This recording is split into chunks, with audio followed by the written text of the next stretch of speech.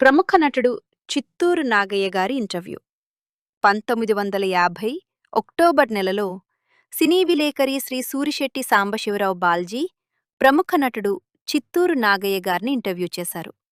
అంటే నేటికి 75 సంవత్సరాల క్రితం.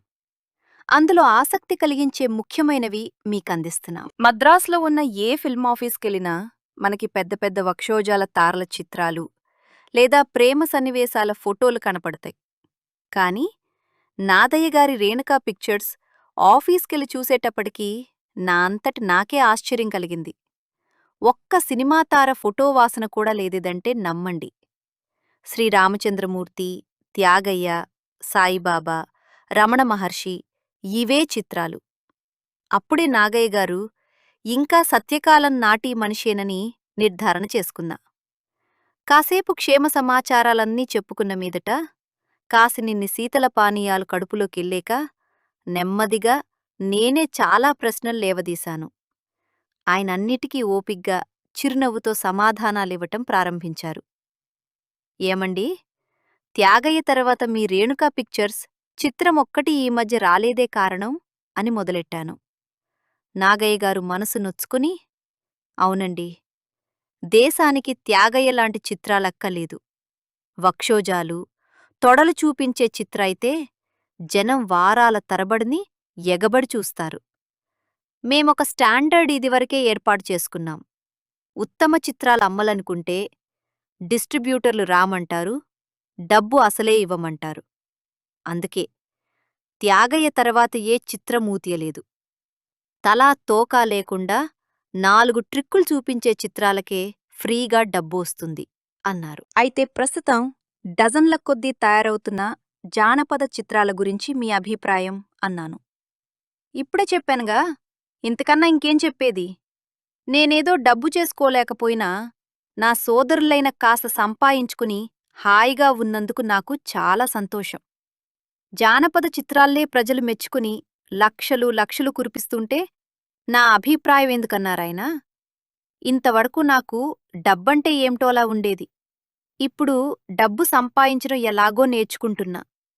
ఆయన మొహంలో ఓరకం నిరాశ గోచరించింది. ఇప్పుడు మీరే ఏ చిత్రాల్లో నటిస్తున్నారు? ఒకే ఒక చిత్రం, పక్షిరాజావారి బీదల పాట్లు, తెలుగు 60లోనూ. జానపద చిత్రాల్లో మీరెక్కడా కనిపించరు. జానపద చిత్రాలకు నన్ను పిలిచేవారే లేరు. మీరేదో రామకృష్ణ పరమహంస జీవితం హిందీలోనూ తెలుగులోనూ చిత్రంగా తీసేందుకు బిర్లాతో మంతనాలు జరుపుతున్నట్లు ఆ మధ్య అనుకున్నారు గదా, అది నిజమేనా అండి? హబ్బే, అదేమీ లేదు. త్యాగయ్య తర్వాత రామకృష్ణ పరమహంస తెలుగులో హిందీలో తీయాలని కొంతమంది మధ్యవర్తులు నన్ను ప్రోత్సహించి, అందుకోసం బిర్లా దగ్గిర్నుంచి లక్షలు లక్షలు కావాలంటే తెస్తామని నన్ను ప్రోత్సహించారు. బిర్లా రెండో కొడుకు నాకు స్నేహితుడు. అయినా ఈ సంగతి మాత్రం నేనెవరి దగ్గరా కదపలేదు. నన్ను ప్రోత్సహించినట్లు నటించిన మధ్యవర్తులంతా నా చేత వారి స్వంత పనులకు డబ్బు ఖర్చు పెట్టించి ఆఖరికి తప్పుకున్నారు. ఓహో, ఇదే గదా ప్రపంచం అనుకున్నాను. అన్నట్టు మీరీ మధ్య కుంభరి మొల తీస్తున్నట్టు విన్నాం. అవునండి, ఇది ఎన్నాళ్ల క్రిందల్లో తీయాల్సిన చిత్రం. అయితే కొన్ని కారణాంతరాల వల్ల ఆగిపోయింది. ఇప్పుడు కృష్ణవేణమ్మగారి ఆధ్వర్యాన తయారవుతోంది.